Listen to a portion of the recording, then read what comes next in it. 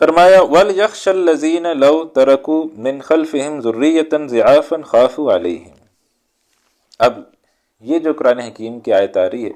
اس میں یتیم بچوں کے حوالے سے اللہ سبحانہ وتعالیٰ ایک بہت ہی مختلف پیرائی کے اندر بات جو ہے وہ سمجھا رہے ہیں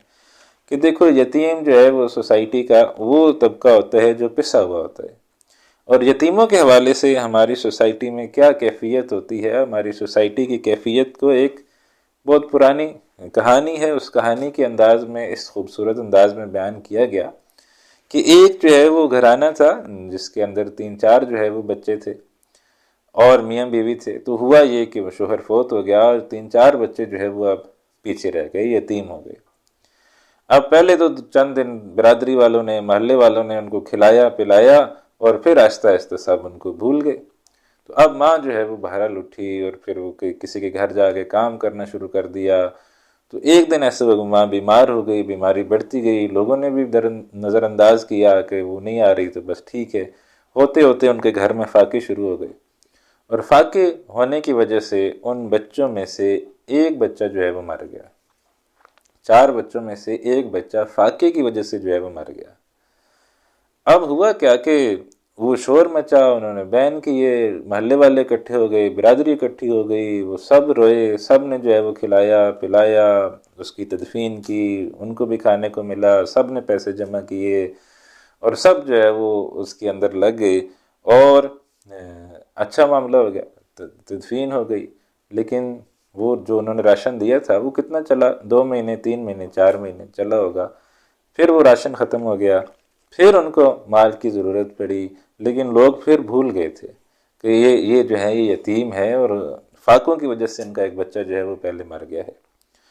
تو لہٰذا وہاں پر جو ہے وہ اب دوسرا بچہ، اس کا فاقہ جب بڑھا تو دوسرا بچہ اس کا بیمار ہونے لگ گیا، اور جب دوسرا بچہ جو ہے وہ زیادہ بیمار ہوا تو بیٹی جو ہے وہ اس وقت اس نے یہ بات کہی کہ ماں یہ بھائی کب مرے گا، کب لوگوں کے گھر سے کھانا آئے گا، کب ہمارے رشتہ دار ہمیں لا کے کھانا دیں گے، کیونکہ اس نے یہی دیکھا تھا کہ بھائی مرا تھا تو لوگوں کے گھر سے کھانا آیا تھا، برادری کے گھر سے کھانا آیا تھا، محلے والوں نے کھانا دیا تھا، تو پھر ہمیں کھانا نہیں ملا، تو اب بھائی دوسرا بھی مرنے والا ہے، تو اب یہ کب مرے گا، تو مرنے کے بعد ہمیں جو ہے وہ کھانا نصیب ہوگا۔ تو یہ اس انداز میں یہ بات سمجھائی گئی۔ اللہ سبحانہ و تعالیٰ نے یہ بات جو ہے یہ اس ایک اور انداز میں جو ہے وہ سمجھائی ہے، اور وہ انداز کیا ہے، فرمایا وَلْيَخْشَ الَّذِينَ لَوْ تَرَكُوا مِنْ خَلْفِهِمْ ذُرِّيَّةً ضِعَافًا خَافُوا عَلَيْهِمْ، اور چاہیے کہ ڈرے لوگ کہ اگر وہ چھوڑ مرے اپنے پیچھے کمزور اولاد تو وہ کتنے فکر مند ہوتے ان کے بارے میں۔ تو یہ ایک اور انداز سے اللہ سبحانہ وتعالیٰ یہ بات جو ہے وہ سمجھا رہے ہیں کہ فرض کرو کہ تمہارے بچے یتیم ہو جاتے ہیں، اور فرض کرو تمہارے بچے جو ہے وہ ان کے پاس کھانے پینے کو کچھ نہیں باقی بچتا، اور تمہیں اس کیفیت کا اندازہ ہو جائے کہ میرے بچے بھوکے مر رہے ہیں، تو تمہارے اوپر پھر کیا بیتے گی، کس کیفیت سے جو ہے وہ تم جو ہے وہ گزرو گے، کس کرب سے جو ہے وہ تم گزرو گے۔ جو دوسروں کے بچے یتیم ہو گئے ہیں ان کے کرب کا اندازہ اس سے کر لو، ان کی تکلیف کا اندازہ اس بات سے کر لو،